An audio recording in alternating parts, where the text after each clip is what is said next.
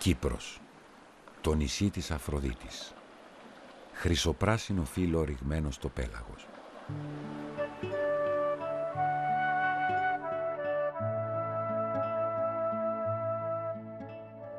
Με μια έκταση 9.251 τετραγωνικών χιλιόμετρων, η Κύπρος είναι το τρίτο σε μέγεθος νησί της Μεσογείου. Παρόλο το μικρό της έκταση μέγεθος, έχει να επιδείξει μια πλούσια βιοποικιλότητα σε είδη χλωρίδας και πανίδας. Σε αυτό σημαντικό ρόλο έχει διαδραματίσει η γεωγραφική θέση του νησιού, αφού αποτελεί το σταυροδρόμι τριών υπήρων, καθώς και το ποικιλόμορφο γεωμορφολογικό ανάγλυφό της, που συμβάλλει στις έντονες διακυμάνσεις της θερμοκρασίας και της βροχόπτωσης από περιοχή σε περιοχή. Οι παράγοντες αυτοί συνέτειναν στη διαμόρφωση μιας πλούσιας και μοναδικής βιολογικής ποικιλότητας, η οποία συγκρίνεται με τις πιο πλούσιες περιοχές της Ευρώπης. Συγκεκριμένα στην Κύπρο εμφανίζονται 52 διαφορετικοί τύποι οικοτόπων της Οδηγίας 92/43 της Ευρωπαϊκής Ένωσης, από τους συνολικά 200 που βρίσκονται στην Ευρώπη. 5 από αυτούς εμφανίζονται αποκλειστικά στο νησί. Επίσης, στο νησί βρίσκονται περίπου 2.000 φυτά, είδη και υποείδη, από τα οποία 145 είναι ενδυμικά, δηλαδή βρίσκονται αποκλειστικά στην Κύπρο και πουθενά άλλου στον κόσμο.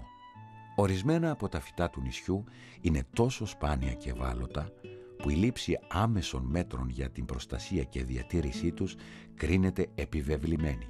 Στην προσπάθεια για τη διατήρηση του φυσικού πλούτου του τόπου μας συμμετέχει ενεργά και η Ευρωπαϊκή Ένωση μέσα από στοχευμένα χρηματοδοτικά προγράμματα, όπως το πρόγραμμα Life Plus.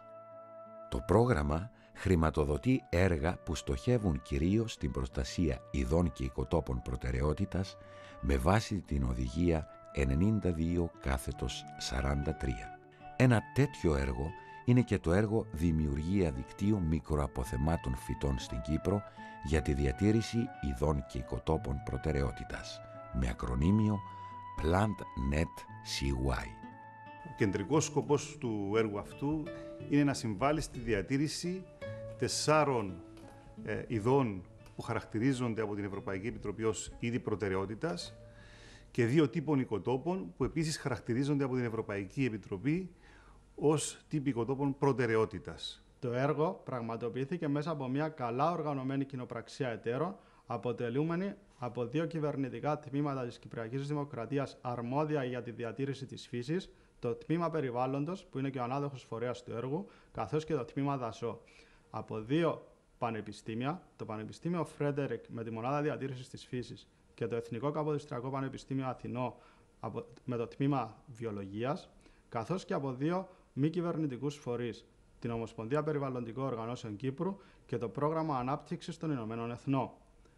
Το πρόγραμμα, με συνολικό προϋπολογισμό σχεδόν 1,5 εκατομμυρίου ευρώ, χρηματοδοτήθηκε κατά 70% από το πρόγραμμα LIFE της Ευρωπαϊκής Ένωσης, το υπόλοιπο με ίδια συμμετοχή των συνεργαζομένων φορέων. Το έργο PlantNet-CY, για να συμβάλλει ακριβώς στη διατήρηση των ειδών και των οικοτόπων αυτών, έχει υιοθετήσει μια καινοτόμα προσέγγιση, η οποία εφαρμόστηκε με επιτυχία και σε άλλες ευρωπαϊκές χώρες και είναι η προσέγγιση των μικροαποθεμάτων φυτών. Το δίκτυο των μικροαποθεμάτων φυτών στην Κύπρο έχει εγκατασταθεί σε 4 περιοχές του δικτύου Natura 2000. Στην περιοχή Μητσερού, στην κοιλάδα των Κέδρων Κάμπος, στη Χερσόνησο Ακάμα και στην περιοχή Ασγάτας. Πλησίον του χωριού Μητσερού και σε υψόμετρο 348 έως 375 μέτρων έχει εγκατασταθεί το μικροαπόθεμα φυτού για το είδος Όφρης κότσι, συνολικής έκτασης 2,8 εκταρίων.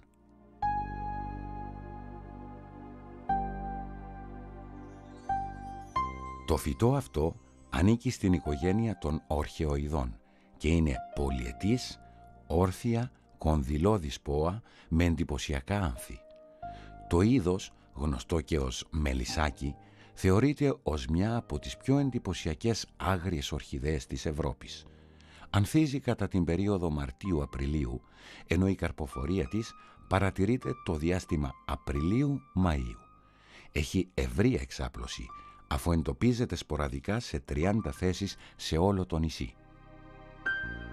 Στο δάσος Πάφου και συγκεκριμένα στην περιοχή Τρυπήλου έχουν εγκατασταθεί 2 μικροαποθέματα φυτών.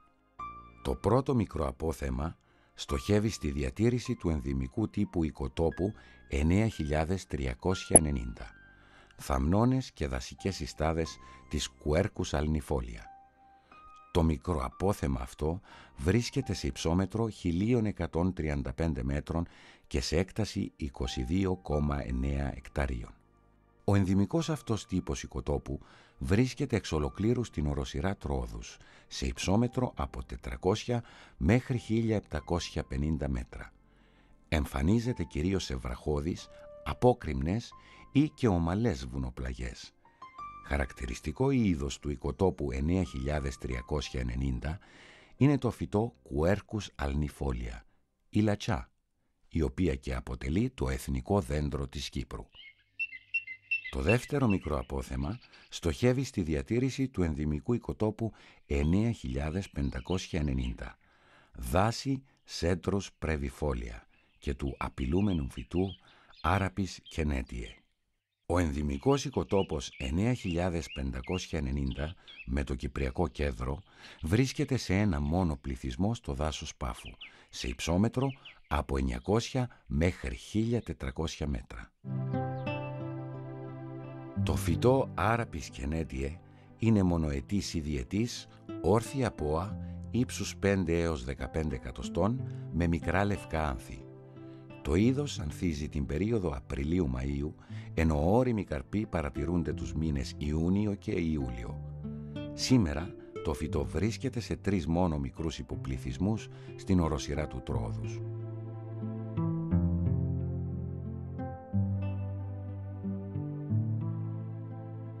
Το τέταρτο μικροαπόθεμα, με έκταση 17,3 εκταρίων, βρίσκεται στη Χερσόνησο του Ακάμα και συγκεκριμένα στο φαράγγι του Άβακα.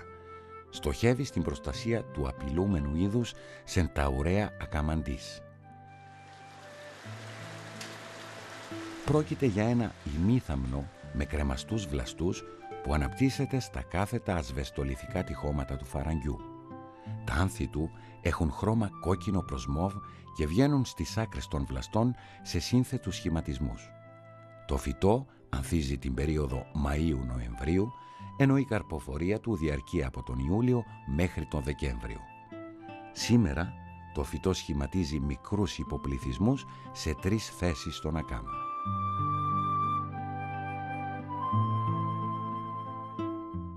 Πλησίον της κοινότητας της Ασγάτας, σε μια έκταση 2,6 εκταρίων και σε υψόμετρο από 255 μέχρι 275 μέτρα, έχει εγκατασταθεί το 5ο μικροαπόθεμα.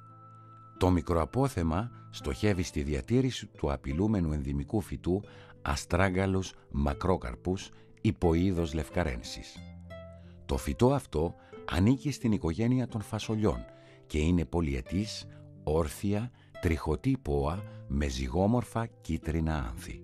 Το φυτό ανθίζει από το Φεβρουάριο μέχρι το Μάιο και καρποφορεί από το Μάιο μέχρι τον Ιούνιο. Εντοπίζεται σε 6 μόνο θέσεις σε όλο το νησί. Η προσέγγιση των μικροαποθεμάτων φυτών υιοθετήθηκε για πρώτη φορά τη δεκαετία του 90 στην Ισπανία. Με βάση αυτή την προσέγγιση εντοπίζονται μικρές σε έκταση περιοχές γης, οι οποίες όμως έχουν πολύ μεγάλη σημασία ως προς τον πλούτο της χλωρίδας που φιλοξενούν. Σε αυτές λοιπόν τις μικρές περιοχές εφαρμόζουμε στοχευμένα μέτρα για τη διατήρηση των ειδών που φιλοξενούν και πραγματοποιούμε μακροχρόνια παρακολούθηση των ειδών αυτών, αφενός για να γνωρίζουμε σε ποια κατάσταση βρίσκονται και αφετέρου για να δούμε την αποτελεσματικότητα των μέτρων που εφαρμόζουμε στις περιοχές αυτές. Το έργο Planet βασίστηκε σε ένα ολοκληρωμένο σχέδιο δράσεων που αποσκοπούσε στην ανάπτυξη αεφόρων πρακτικών για τη διαχείριση και διατήρηση των συγκεκριμένων ειδών και τύπων οικοτόπων. Η υλοποίηση του βασίστηκε σε 3 κύριες κατηγορίες δράσεων: στις προπαρασκευαστικές δράσεις, στις δράσεις διατήρησης και στις δράσεις διάχυσης. Οι προπαρασκευαστικές δράσεις ήταν θεμελιώδεις για την έναρξη και τη μετέπειτα πορεία του έργου. Στο πλαίσιο των δράσεων αυτών, πραγματοποιήθηκαν συναντήσεις με εκπροσώπους των τοπικών κοινοτήτων που γειτονιάζουν με τις περιοχές εγκατάστασης των μικροαποθεμάτων φυτών. Η συμβολή των τοπικών κοινοτήτων ήταν καθοριστική για τον καθορισμό των ορίων του αντίστοιχου μικροαποθέματος. Στις προπαρασκευαστικές δράσεις εντάχθηκε επίσης η ετοιμασία σχεδίων παρακολούθησης και διαχειριστικών σχεδίων. Τα σχέδια παρακολούθησης περιείχαν όλες εκείνες τις παραμέτρους που κρίθηκαν απαραίτητες για την παρακολούθηση του πληθυσμού, της αναπαραγωγής και του ενδιαιτήματος των υπομελέτη ειδών και τύπων οικοτόπου. Αντίστοιχα, τα διαχειριστικά σχέδια καθόρισαν τα εξειδικευμένα μέτρα για κάθε υπομελέτη φυτικό είδος και τύπο οικοτόπου που εφαρμόστηκαν καθ' όλη τη διάρκεια του έργου. Οι δράσεις διατήρησης αποσκοπούσαν στη βελτίωση της κατάστασης διατήρησης των υπομελέτη ειδών και τύπων οικοτόπου. Αφορούσαν στην εφαρμογή των κατάλληλων μέτρων είτε για την αντιμετώπιση των απειλών που αντιμετωπίζουν, είτε για την εξασφάλιση του πληθυσμού τους στο εγγύς μέλλον. Για τον σκοπό αυτό, οι δράσεις διακρίθηκαν σε in situ και ex situ. Οι in situ δράσεις διατήρησης που υλοποιήθηκαν έγιναν στη βάση των διαχειριστικών σχεδίων που ετοιμάστηκαν στην αρχή του έργου. Κάποιες δράσεις διατήρησης υλοποιήθηκαν σε όλα τα μικροαποθέματα, ενώ άλλες ήταν στοχευμένες για κάποια υπομελέτη είδη. Τέτοια παραδείγματα δράσεων είναι τα ακόλουτα. Η περίφραξη για τον περιορισμό της θύρευσης είτε ολόκληρων των φυτών είτε των ανθέων και των καρπών τους. Η περίφραξη στην περίπτωση του αστράγαλους μακροκάρπους έγινε επιλεκτικά και περιφράχτηκαν ενήλικα άτομα και αρτίβλαστα. Ενώ στην περίπτωση της Τσενταωρέα καμαντής έγινε περίφραξη ενός μεγάλου μέρους του υποπληθυσμού της στο φαράγγι του Άβακα λόγω του έντονου προβλήματος της υπερβόσκησης από κατσίκες. Άλλη δράση ήταν η παροχή νερού σε έντονες συνθήκες ξηρασίας, η οποία έγινε σε όλα τα είδη εκτός της όφρης-κότσι, για τα οποία έγιναν φυτεύσεις στα μικροαποθέματα με σκοπό τον εμπλουτισμό του υποπληθυσμού τους. Μια άλλη δράση αφορούσε στην ήπια απομάκρυνση των κυριότερων ανταγωνιστικών φυτικών ειδών στο μικροαπόθεμα του είδους αστράγγαλους μακροκάρπους υποείδος λευκαρένσης. Η δράση αποσκοπούσε στη μείωση του ανταγωνισμού για χώρο από το συγκεκριμένο υποείδος, μέτρο που οδήγησε στην αυξημένη εμφάνιση φυσικών αρτιβλάστων του υποείδους.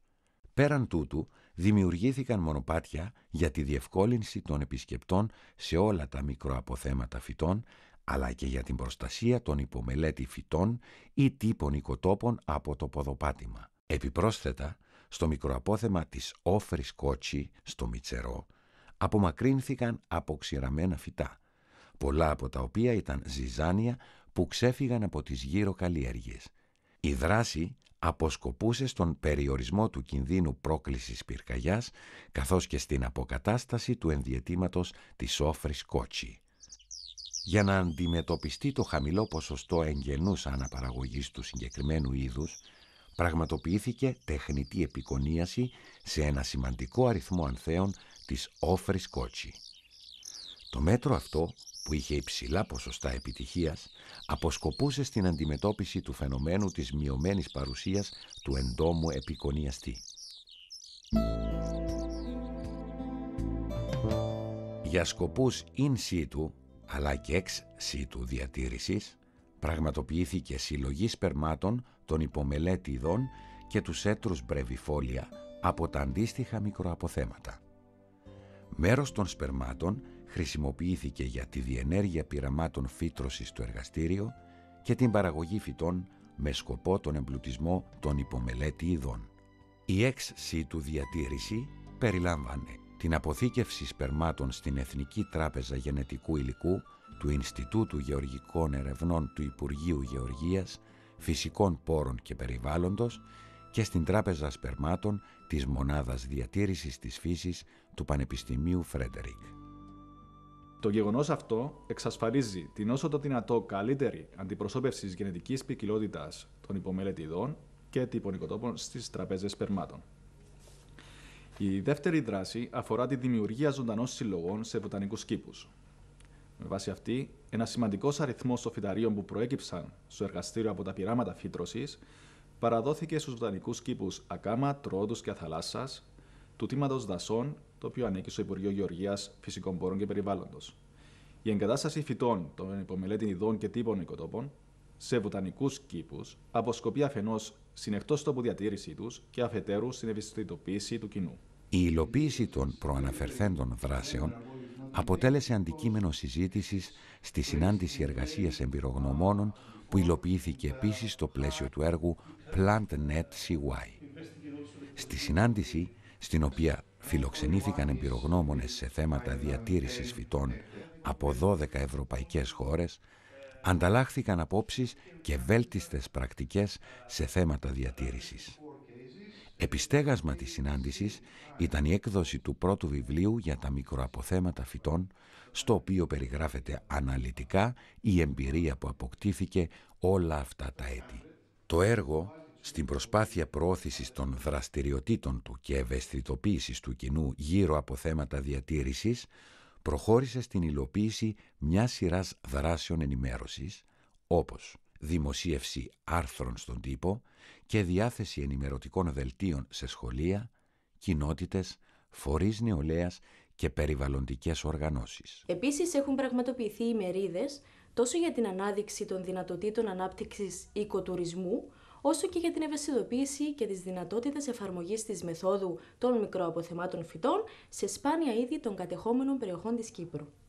Επίσης, διεξήχθη διαγωνισμός νεολαίας κατά τη σχολική χρονιά 2011-2012 με τη συμβολή του Παιδαγωγικού Ινστιτούτου Κύπρου, όπου μαθητές δημοτικής και μέσης εκπαίδευσης ήρθαν σε επαφή με τον όρο βιοποικιλότητα, ώστε να κατανοήσουν τη σημασία του δικτύου Natura 2000 και της διατήρησης της φύσης. Το συγκεκριμένο πρόγραμμα Life Plus για τη διατήρηση και προστασία μικροαποθεμάτων φυτών και οικοτόπων στην Κύπρο αποτέλεσε για μας ένα σημαντικό δείγμα της δουλειάς που μπορεί να επιτευχθεί μέσα από τις σωστές συνεργασίες και από τη βοήθεια της χρηματοδότησης της Ευρωπαϊκής Ένωσης. Οι θετικές εμπειρίες που αποκομίσαμε μέσω του έργου Planet στην προσέγγιση των μικροαποθεμάτων όθησαν στην ενσωμάτωση της προσέγγισης αυτής στη νέα δασική νομοθεσία, η οποία ψηφίστηκε το 2012.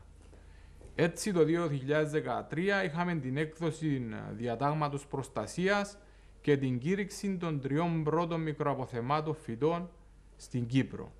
Είχαμε συγκεκριμένα την κήρυξη ενός μικροαποθέματος στον Ακάμαν και 2 μικροαποθεμάτων στο δάσος Πάφου. Τέλος, ένα πολύ σημαντικό επίτευγμα του έργου ήταν και το γεγονός ότι μέσα από τις δραστηριότητες του έχει παραχθεί εκπαιδευτικό υλικό και έχει ενταχθεί η ενότητα μικροαποθέματα φυτών στο νέο αναλυτικό πρόγραμμα του Υπουργείου Παιδείας και Πολιτισμού ως ένα παράδειγμα συνεργασίας επιστημόνων, εκπαιδευτικών και τοπικών κοινωνιών για τη διατήρηση της βιοποικιλότητας της Κύπρου.